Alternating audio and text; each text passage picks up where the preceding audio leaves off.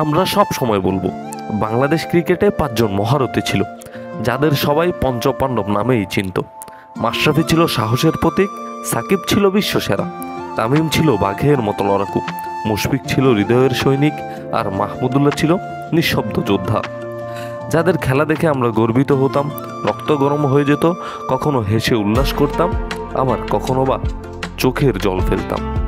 সময় বদলালো, আস্তে আস্তে আমরা বড় হলাম, আর তারা হয়ে গেল বুড়ো। নতুনরা আসছে, জায়গা ছেড়ে দিতে হবে। তাদের মধ্যেও নতুন নায়ক আসবে, কিন্তু বাংলাদেশ ক্রিকেটের ইতিহাসে এই 5 জনের নাম সোনার হরফে লেখা থাকবে চিরকাল। একে একে সবাইকে হারিয়ে ফেলেছি, বিদায় পঞ্চপাণ্ডব।